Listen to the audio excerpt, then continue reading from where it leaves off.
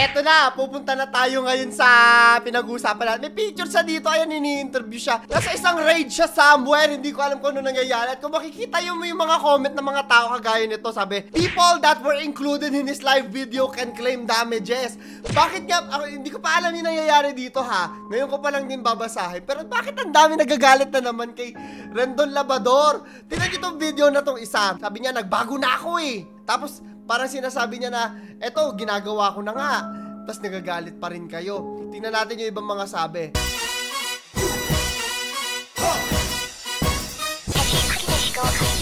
Yo, Mr. 30s! Grabe! Namiss ko talaga to. Isang linggo ako kung nagka-follow kayo sa akin ha. Isang linggo rin ako nawalay. Punta ako ng La Union at saka ng Baguio. Kaya medyo nangitim tayo. Alam mo na yon. Nagbabad tayo sa Arawan, nag-surfing. At pagkabalik ko dito, talaga namang Rendon agad nare-reactan natin, no? Rendon Labrador ulit! May nakita kasi ako dito, ayan, sabi dito, iimbestigahan daw siya dahil sa isang live streaming raid. Hindi ko alam kung na nangyari, di kasi ako nagbubukas ng mga Facebook. Kung kailan ako umalis, saka ang dami nangyari. Merong minawala yung ganitong beauty queen, merong inawa yung ganito, merong na isyong...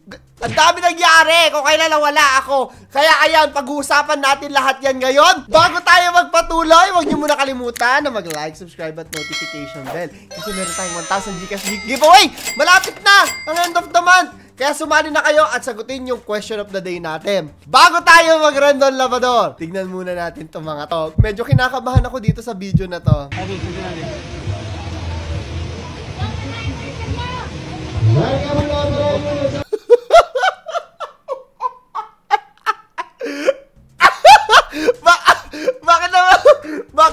Pakita po natin bakit naman po may natutulog sa ilalim? Baka matamaan pa sa mukha. Baka tamaan po yung mukha. Huwag naman po dyan matulog kasi. Pero baka wala na rin choice, di ba? Palitan sila nung nagbabantay nung... Next one. Oh, ito basketball naman. Ang dami ha, nawala lang ako ha.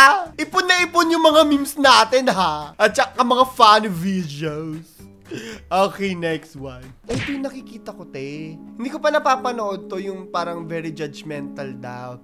Ako ha, merong mga masasama at mababait na lahat. Atheist, Christian, kahit sino ka pa. Tao lahat yan eh. May masama at may mabuti. Pero para sa akin ha, maa-achieve lang talaga natin yung peace natin kung marunong tayo rumespeto sa paniniwala ng ibang tao. Kahit ano pa yan. Iglesia ka, born again ka, Muslim ka. Kailangan marunong tayo rumespeto sa iba.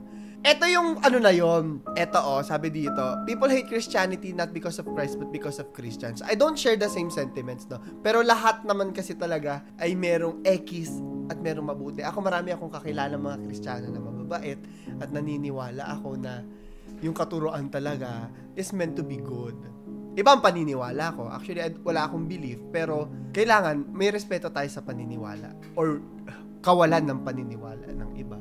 May isa pang ganito. Pero ang sinasabi ko lang, dahil royalty ka, huwag kang papatol sa just. Amen? Alam nyo, pag nagtatrabaho ka na, pag lalaki ka, pag nagtatrabaho ka na, higit sa nakikita mo ngayon, ang pwede mong ligawan. Bakit? Siyempre, kung ikaw may kotse, papatol ka ba sa naglalakad, nagtutulak ng kariton? No. Yun lang din ang nakikita ko. Ay, sana wala magalit sa akin. Pero minsan kasi, kung ano yung paniniwala natin, no? Nagkakaroon tayo ng judgment sa iba. Kasi iba yung alam natin, iba yung naisa sa puso natin. So, yung mga... Ang ekis. Kariton? No. That's not your level. Hindi lang sa material, alam natin na mahirap kausap ang hindi aral. Isipin mo kung hindi marunong magsulat o magbasa. May nakasulat pa na Jesus, di ba? Diba isa sa katuruan talaga na, like ako growing up, no? Kailangan humble ka. Jesus was humble. Yun yung tinuturo eh. Ang lungkot lang. Eto na, pupunta na tayo ngayon sa pinag-uusapan natin. May picture sa dito, ayan, ini-interview siya. Nasa isang raid siya somewhere, hindi ko alam kung ano nangyayari. At kung makikita yung mga comment ng mga tao kagaya nito, sabi, people that were included in this live video can claim damages.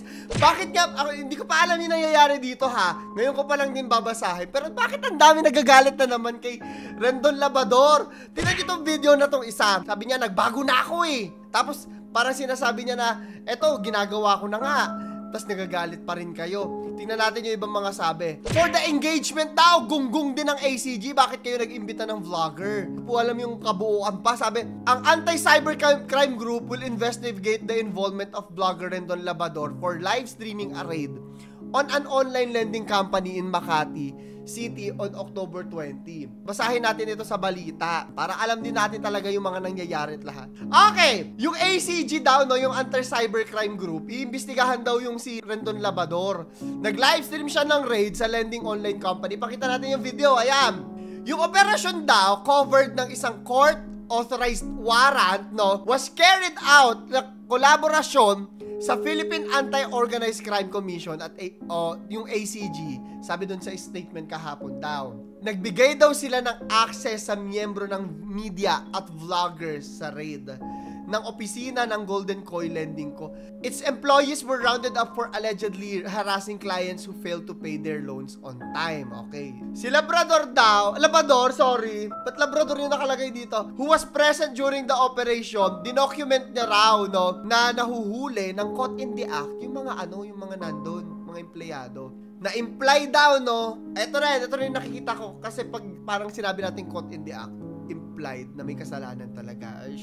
I'm very sure, no, hindi naman siguro lahat na makikita doon kung ginawa nila, hindi natin i-assume na lahat na makikita ng video may kasalanan. Malay mo, janitor yung nakita, anong alam nun doon, di ba? Malay mo, iba yung ginagawa, yung napadaan lang, o ano alam din sa ano. Mga ganun bagay ba, if you get me. In-advise daw ng ACG na i-cover yung mga mukha. It is important to clarify that media, including the renowned vlogger Rendon, were allowed access only after the execution of the operation. If any violations are confirmed, appropriate corrective measures will be taken. Hindi ko na maano dito, no, pero siguro kayo na lang ang magkomentaryo. Ano na lang masasabi nyo dyan? Kasalanan ba to ni Rendon? Kasalanan ba to ng ACG? Hindi ko alam. Honestly, okay naman na gusto nilang ipakita yung mga pagkakamali. Pero may tamang paraan para i-cover yung mga bagay-bagay. Yun naman yung sa akin. Kayo na lang yung question of the day natin mamaya. Puntahin nyo kung gusto nyo manalo ng 1K. Next na nga tayong video. Sabi dito, Francis maglolon. Isa pa yan, di ba yung anak daw ni Francis? Ang dami nangyari na nagbakasyon ako. Hindi ako makaka-catch up. Nakakaloka. Ano ba yung chika doon? Kwento nyo nga sa akin sa ilalim. Hindi ko pa alam eh. Hindi kasi ako nagbubukas ng Facebook nitong last week. Dahil talaga sabi ko, bakasyon, pahinga. Hindi magbubukas ng Facebook ang klaro. O eto, ano na naman to? Sabi, Gcash ba yan o cash? Para sabi ko na Esko. Anong Esko? Hindi ko alam yon. May ipis po yung egg, sabi sa isang diner. Ay, hindi po ipis yan, ma'am. Bawang po yan. O, ayun. Pinakita yung picture, te. Nakitang-kita mo yung mga balahibo ba yan? O, yung tusok-tusok sa paan ng ipis. Kadiri. Ay! Bawang po ba yan? Ano po tawag dyan? Yes po, ma'am. Ay, Ekis! Safe po kayo sa food po namin. Bago po na, Ekis! Ekis! Ekis, kadiri. Paampaan na yun eh, oh. Magrarason pa, te. Magrarason pa. Tito Boy! Anong meron ka na wala ako? Buhok. Last one.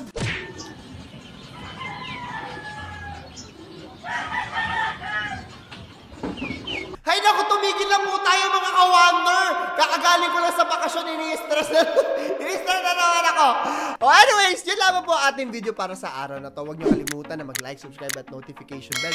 Meron tayong 1,000 Gcash giveaway ha. Sagutin niyo lang question of the day natin, tapos follow niyo yung rules natin sa baba. Ang tanong ko sa inyo, sinong may mali dun sa nangyari kanina? Si Rendon Labrador o yung ACG? I-comment niyo sa ilalim. So, yun lang po. At si Clara the Third. Papaalam. Last video. Di ba? Yan ang may utang sa'yo. Yan o, yung babae. Halika nga. ka nga. At hindi mo ako binabayaran hanggang ngayon. 3 buwan na yung utang mo. Ito yung kumuha dito sa akin ng bangus. Sa tilapia. Ako? Oo, ikaw yun. Yung isa. Bangus sa tilapia. Dapat bayaran mo ako. Hindi pwedeng ganyan kasi ito yun yan. Alam mo ba, hinahango ko yan eh. Dapat magbabayad ka. Hindi pwede ganyan. Bayaran mo ako. 3 buwan na yan eh. Bayaran mo ako. Anong kinuha sa'yo? Bangus sa tilapia. Bangus at saka tilapia. Oo, bayaran mo naman ako. Hindi ganyan. Hindi ganyan. Dapat magbabayad ka. Kung ba nakakinaan tayo, friend ka ba nagbabayad? Doon ka sa kabila dumadaan, tapos dito, dumadaan ka pero hindi mo ako pinapansin.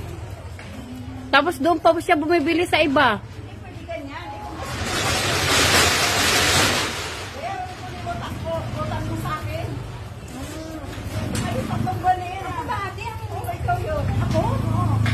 Ikaw yun, ikaw. Ako yung nangutang sa'yo? Ikaw yun. Basta alam ko ikaw yun. Hindi ko maalala. Hindi mo naalala, umutang ka sa akin, kasi hindi tayo alam. So talaga matanda ka, ang tagal mo na yung 3 buwan, kita inaantay na para magbayad ka, hindi ka pa nagbabayad hanggang ngayon. Hindi ko nga. Kinatisin mo. Ako Ikaw ba? yun. Ako ba? Ikaw. Ako ang nangutang sa'yo? Tingnan mo nga yung mukha ko. Tingnan mo. Ha? Ako? Alam mo, ate, sa tanda ko nito, hindi ako marunong mangutang. Kasi wala naman akong pambayad. Ngayon, nangutang ako sa'yo. Kaya ako natandaan na nangutang ako sa'yo. Tingnan mo ako. Basta na, ano yan? Hindi mo na. Dahil ba ako na yan? Ha? Hindi ako? Parang hindi ikaw. Walang iyan mo. Nagkamali ako, ate. Sinsa na, hindi pala ikaw. Ay, ate, siguraduhin mo kung sinong nangutang sa'yo.